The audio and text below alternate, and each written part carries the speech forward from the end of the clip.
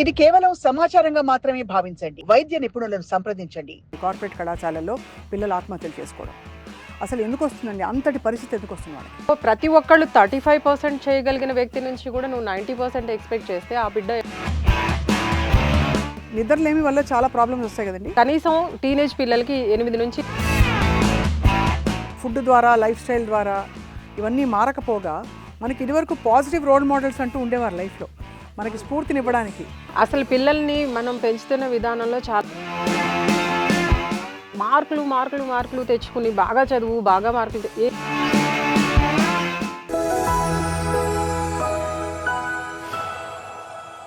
Hello and welcome to Sakshi life. ఈ మధ్యకాలంలో depression విపరీతంగా పెరిగిపోతుంది పెద్దల్లో, పిల్లల్లో కూడా. పెద్దల కంటే జీవితం అంతా కష్టాలు చూసి బహుశా వాళ్ళ హార్మోనల్ చేంజెస్ వల్ల, కెమికల్ రియాక్షన్స్ వల్ల అనేక కారణాలు చెప్తాం. మరి పిల్లల్లో, ముఖ్యంగా టీనేజర్స్లో కార్పొరేట్ కళాశాలలో చదువుతున్న విద్యార్థులు ఆత్మహత్య చేసుకున్న ఎన్నో ఉదంతాలు హృదయాన్ని బాగా కలిసివేస్తున్నాయి. అసలు ఎందుకు వస్తుంది డిప్రెషను? ముఖ్యంగా చదువుకుంటున్న పిల్లల్లో ఈ లక్షణాలని ఎలా గమనించాలి, ఎలా హెల్ప్ చేయాలి వాళ్ళకి? మనతో పాటు కౌన్సిలింగ్ సైకాలజిస్ట్ అండ్ ముఖ్యంగా టీనేజర్స్తో ఎక్కువ డీల్ చేస్తూ వచ్చిన దేవిరెడ్డి కళ్యాణి గారు ఉన్నారు. వారితో మాట్లాడదాం. కళ్యాణి గారు నమస్కారం అండి. నమస్తే. ఈ మధ్య చాలా ఇన్సిడెంట్స్ మీరు చూశారు, వార్తల్లో మనము చూసాం. రాని ఇన్సిడెంట్స్ ఇంకా ఎన్నున్నాయో అనిపిస్తోంది. కార్పొరేట్ కళాశాలల్లో పిల్లలు ఆత్మహత్యలు చేసుకోవడం అసలు ఎందుకు వస్తుందండి? అంతటి పరిస్థితి ఎందుకు వస్తుంది వాళ్ళకి? అంటే ఇంటర్ పిల్లలు ఉన్నారు, అంటే ఆత్మహత్య చేసుకునే పిల్లలు ఎక్కువ అడాలసెంట్ గ్రూప్. అడాలసెంట్ ఏజ్లో ఏమవుతుందంటే నార్మల్గానే హార్మోనల్ రష్ ఉంటుంది, బాడీ చేంజెస్ ఉంటాయి, మానసిక వికాసం కూడా అప్పుడే జరిగే వయసు. వాటితోనే వాళ్ళు గజిబిజి అవుతుంటే బయట నుంచి ఇచ్చే ప్రెషర్ కూడా దానికి యాడ్ అవ్వడం వల్ల, పర్టికులర్గా చదువుకునే పిల్లల్ని తీసుకుంటే వాళ్ళ కెపాసిటీ ఏంటి, వాళ్ళు ఎంత తీసుకొని ఎంత చేయగలరు అని ఆలోచించకుండా అందరికీ ఒకటే పద్ధతిలో, మూస పద్ధతిలో నువ్వు ఇంత సిలబస్కి నువ్వు ఇంత మార్కులు తెచ్చుకో. చదవడం వేరు, పాస్ మార్క్స్ 35 అని ఇచ్చేది ఎందుకు? కొంతమంది 35 తెచ్చుకోగలరు, కొంతమంది 90 తెచ్చుకోగలరు. అవును. సో ప్రతి ఒక్కళ్ళు 35% చేయగలిగిన వ్యక్తి నుంచి కూడా నువ్వు 90% ఎక్స్పెక్ట్ చేస్తే ఆ బిడ్డ ఏమవుతాడు? తప్పకుండా ఒత్తిడికి గురి అవుతారు. పైగా సరైన నిద్ర ఉండదు, నిద్రపోయే టైం వాళ్ళకి ఇవ్వట్లేదు. ఈ మార్కులు తెచ్చుకోవాలి, చదివితే వస్తుంది, చదివితే వస్తుంది. అసలు ఎందుకు చదువుతున్నాము, ఏం చదువుతున్నాము, ఎవరి కోసం? ఆ అవగాహన లేకుండా కంటిన్యూ అవుతుంది. అండ్ నిద్రలేమి వల్ల చాలా ప్రాబ్లమ్స్ వస్తాయి కదండి. తప్పకుండా వస్తాయి. కనీసం టీనేజ్ పిల్లలకి 8 నుంచి 9 గంటల నిద్ర బ్రెయిన్కి అవసరం. ఆ రెస్ట్ లేకపోతే, ఎప్పుడు నిద్రపోయినప్పుడే మన బాడీ ఫిజికల్గా మెంటల్గా రిపేర్ చేసుకుంటుంది. ఆ రిపేరింగ్ టైము ఇవ్వకపోతే ఆ బాడీ ప్రాబ్లంకి తప్పకుండా గురవుతుంది. ఇప్పుడు ఈ ఇంటర్ పిల్లలకి ఆత్మహత్యలు చేసుకోవడానికి పర్టికులర్గా వాళ్ళకి సరైన నిద్ర లేకపోవడం ఫస్ట్ కారణం. రాత్రిపూట 11, 12, 1 గంట అవుతుంది వాళ్ళు నిద్రపోయేసరికి. పొద్దున్నే మళ్ళీ 4కో 5కో లేపేస్తారు. అది కూడా సరైన నిద్రపోయే పరిస్థితులు ఉండే రూమ్స్ కానీ అలాంటి ప్రొవిజన్ ఉండదు. ప్రతి వారం టెస్టులు పెట్టేసి ఎగ్జామ్ ఎగ్జామ్ ఎగ్జామ్ ఎగ్జామ్ అదొక భూతంలాగా. నువ్వు ఎగ్జామ్కి ప్రిపేర్ అవ్వాలి. ఒకవేళ మార్కులు తక్కువ వస్తే వేరే సెక్షన్కి వేయడం, దాన్ని కూడా వీళ్ళు అవమానంగా తీసుకుంటారు పిల్లలు, భయపడతారు. అవును. నువ్వు ఎందుకు తక్కువ మార్కులు వచ్చినాయి అని ఇంట్లో పేరెంట్స్ తిడతారు. అంటే మార్కులు మార్కులు మార్కులు తెచ్చుకుని బాగా చదువు బాగా మార్కులు ఏం చేయడానికి? చివరికి కరెక్ట్, ఒక మంచి ఉద్యోగం తెచ్చుకునో ఏదో సెటిల్ అవుతాడు అనే ఉద్దేశంతో అంటే అప్పుడెప్పుడో బాగుండాలి అని ఇప్పుడు ఒత్తిడి పెడుతున్నారు. ఇప్పుడు ఎలా ఉన్నాడు అనేది గమనించుకోవడం ఎంత అవసరం? అవును, అంతే కదా. అక్కడ కొన్నిసార్లు నా దగ్గరికి వచ్చే స్టూడెంట్స్ చెప్తారు, ఏడుస్తుంటే వాళ్ళకి ఆ బాధకి, నువ్వు ఇక్కడ ఏడిస్తే వేరే వాళ్ళు డిస్టర్బ్ అవుతారు, దూరంగా వెళ్ళి కూర్చుని ఏడు. అంటే వాళ్ళు మనుషులా, యంత్రాలా? అయ్యో బాబోయ్, అలా చేస్తారా? నేను చూశాను లైవ్గా కేసెస్, చాలా మంది చెప్పారు. నేను అది ఆశ్చర్యం వేసి ఇంకా వేరే పిల్లలు వాళ్ళని ఏ లక్షణాలు చూసి పేరెంట్స్ అసలు తీసుకొస్తున్నారు? పేరెంట్స్ అప్రిషియేట్ చేయాలి. లక్షణాలు చూసి తీసుకురావడం కూడా జరగట్లేదు. అంత లక్షణాలను గమనించుకునే అంత అవగాహన తల్లిదండ్రులకు ఉంటే వాళ్ళు డిప్రెషన్ దాకా వెళ్ళరు. వాళ్ళ ప్రయత్నాలు చేసిన తర్వాత తీసుకొస్తారు. వాళ్ళు ఆ స్ట్రెస్ని తట్టుకోలేక ఏదో ఒకటి చేద్దామని ఎక్కువ మంది కోసుకోవడం చేస్తూ ఉంటారు. అంటే అంత చేయకపోతే వాళ్ళ గోడు ఎవరు వినిపించుకోరని ఒక బాధేమో. వినిపించుకోవడం జరగట్లేదు. సో అక్కడ దాకా వెళ్ళే వరకు, అంటే వాళ్ళు అక్కడ దాకా కోసుకోవడానికి మనకి జీవితం అక్కర్లేదు అనిపించేంత పరిస్థితులు ఎవరు కల్పిస్తున్నారు? ఖచ్చితంగా.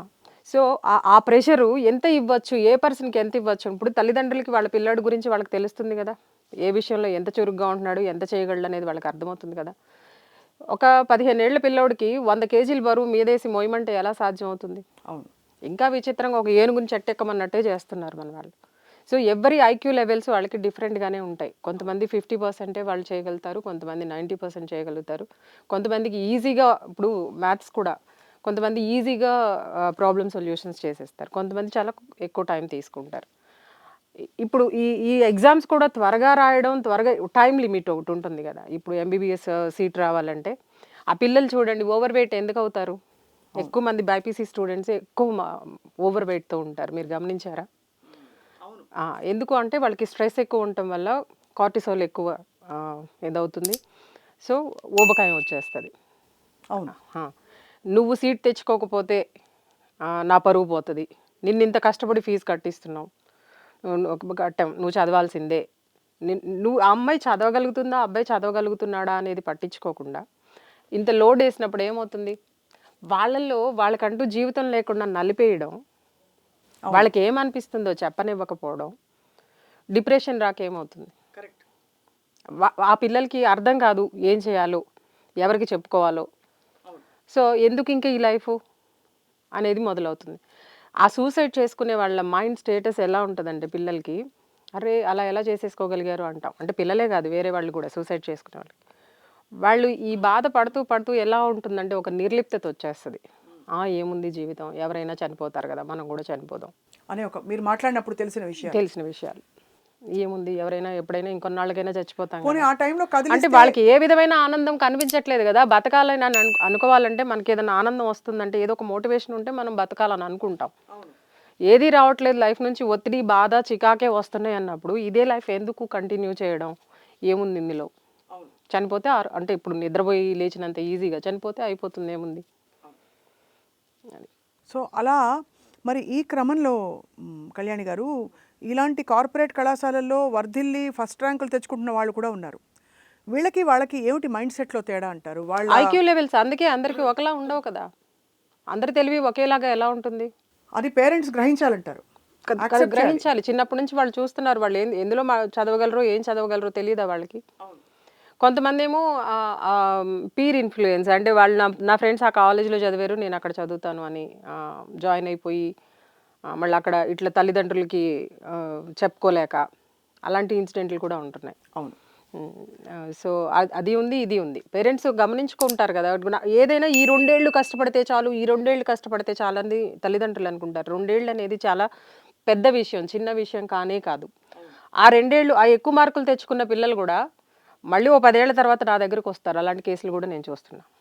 అప్పుడు పడిన ఒత్తిడి, అప్పుడు పడిన ఆ బీజాలు ఏవైతే ఉంటాయో ఆ యాంగ్జైటీని పెంచి పెద్దవి చేస్తూ ఉంటాయి. ఆ తర్వాత లైఫ్లో ప్రతిదానికి భయపడుతూనే ఉంటారు వాళ్ళు. నా ఉద్యోగం ఉంటుందో పోతుందో అని భయం వేస్తుంది, నాకు శాలరీ పెంచుతారో లేదో, సడన్గా జాబ్ మానేయాల్సి వస్తుందేమో, సడన్గా ఏమైనా అయిపోతుందేమో, బయటికి బండి వేసుకుని వెళ్తే ఏమైనా అయిపోతుందేమో, ఇట్లాంటి అంటే అనవసరమైన ఆలోచనలు యాంగ్జైటీతో వచ్చేవి. ఇప్పుడు ఈ ఏజ్లో పడిన ఆ భయాలు, అపోహలు అప్పుడు కూడా కంటిన్యూ అవుతాయి. సో దానివల్ల మరి ఆబ్వియస్లీ అంటే ఫుడ్ ద్వారా, లైఫ్ స్టైల్ ద్వారా ఇవన్నీ మారకపోగా మనకి ఇదివరకు పాజిటివ్ రోల్ మోడల్స్ అంటూ ఉండేవారు లైఫ్లో, స్ఫూర్తినివ్వడానికి. చిన్నప్పుడు కథలు చెప్పినా కూడా అమరచిత్ర కథల్లో ఇంత మంచి వీరుడు, ధీరుడు ఫలానా వ్యక్తి అని. ఇప్పుడు ఏ విధమైన ఒక ఉండట్లేదు. మనకుండే ఇన్ఫ్లుయెన్సెస్ అంతా సోషల్ మీడియా నుంచి వస్తున్నాయి. అవును. సో ఏం చేయాలి కళ్యాణి గారు అంటే ఇలాంటి పరిస్థితుల్లో పిల్లలకి చిన్నప్పటి నుంచి ఒక హెల్దీ మైండ్ సెట్, ఇది ఫెయిల్ అయినా అసలు పిల్లల్ని మనం పెంచుతున్న విధానంలో చాలా లోపాలు ఉన్నాయి. పువ్వు వికసించే వరకు కాకుండా ముందుగానే, అంటే నీకు ముందుగా ఓపెన్ చేసిన దానికి ఒక గులాబీ రేకు అదంతటా అది అంత విచ్చుకున్న దానికి మనం బలవంతంగా విడదీసిన దానికి డిఫరెన్స్ ఉంటుంది చూడండి. అలా పిల్లలు సహజంగా వాళ్ళకి ఏం కావాలి, వాళ్ళకి ఏమి ఇష్టం ఉంది, ఏం చేయగలరు, వాళ్ళ కెపాసిటీ ఏంటి, నువ్వేం చేయగలవు, నీకు ఇష్టమా కాదా అని వాళ్ళకి ఎవరైనా చాయిస్ ఇస్తున్నారా? అది స్టడీసే కావచ్చు, వాళ్ళు వేసుకునే బట్టలే కావచ్చు, వాళ్ళు తినే తిండే కావచ్చు. మనం కొన్ని అలవాట్లు చేస్తాం, మనం తినే హెల్దీ ఫుడ్ వాళ్ళకి అలవాటు చేయాలని ట్రై చేస్తాం. వాళ్ళకి నచ్చుతుందా లేదా అనే చాయిస్ ఎందుకు ఇవ్వట్లేదు? వాళ్ళ ఇష్టాలని ఎందుకు రెస్పెక్ట్ చేయట్లేదు మనం? అవును. అది చిన్నప్పటి నుంచి కూడా పిల్లలకి తెలుసు, మంచి చెడు వాళ్ళకి తెలియకుండా ఉండదు. బై బర్త్ మనకి వాళ్ళు పసిపిల్లలు చూడండి, రోజుల బిడ్డ కూడా కొత్త పర్సన్ ముట్టుకుంటే కెవ్వుమని ఏడుస్తాడు. అంటే మంచి చెడు అనేది ఇన్నెట్గా మనకు ఒక లక్షణం ఉంది, గ్రహించగలిగిన లక్షణం. వాటిని మనం సహజమైన లక్షణాలని సహజంగా ఎదగనివ్వకుండా మనకు తెలిసిన జ్ఞానం, మనకు తెలిసిన నాలెడ్జ్లో వాళ్ళకి ఇదే కరెక్టు, ఇలాగే చేయాలి అని మనం రుద్దుతున్నాం. సో ఆ పిల్లలకి సొంతగా ఆలోచించే జ్ఞానాన్ని కూడా, ఆలోచించటానికి కూడా అవకాశం లేకుండా మనం చేస్తున్నాం. అవును. సో ఇక వాళ్ళకి అంటే ఇప్పుడు పిల్లలు బాగుంటేనే రేపటి తరం బాగుంటుంది. మానసికంగా బాగుండాలి, శారీరకంగా బాగుండాలి. శారీరకంగా బాగుండాలని మంచి ఫుడ్ పెడుతున్నాము, అంతా కేర్ తీసుకుంటున్నాం. మానసిక ఎదుగుదల గురించి మరి ఎవరు ఆలోచిస్తారు? ఏం ఇన్ఫ్లుయెన్సెస్ ఉంటున్నాయి, వాళ్ళ మైండ్ సెట్ ఎలా తయారవుతోంది, ఎంత షార్ప్గా వాళ్ళు ప్రాసెస్ చేయగలుగుతున్నారు. నాకు కష్టం వచ్చింది, కష్టం నుంచి బయటపడాలి అనే ఒక ఆలోచన అయితే అది పాజిటివ్. కష్టంలో నేను కూరుకుపోయాను, ఇంకా హోప్లెస్నెస్ అనేది డిప్రెషన్ వైపు దారితీస్తుంది. అవును. సో ఇది దేని మీద ఇంట్రెస్ట్ ఉండదు వాళ్ళకి. ఇంట్రెస్ట్ లేకపోవడానికి కారణం అక్కడ నీకు ఏమైనా మోటివేషన్ ఉంటే, ఇది కష్టపడుతున్నావు నీకు అది బాగుంటుందని నీకేమన్నా ఇమీడియట్గా ఏదైనా దాని నుంచి ఆనందం అనేది ఉంటే దానికోసం మనం పనిచేస్తాం. కళ్యాణి గారు చాలా మంచి దిక్సూచులు ఇచ్చారు. తప్పకుండా ఇవాళ చూసే వాళ్ళందరూ, ఈ ఎపిసోడ్ చూసిన వాళ్ళు తప్పకుండా వాళ్ళకి వాళ్ళు బేరీజ్ వేసుకుంటారు పిల్లల పరిస్థితి ఎలా ఉందని చెప్పి. థ్యాంక్ యూ సో మచ్ అండి. నమస్కారం.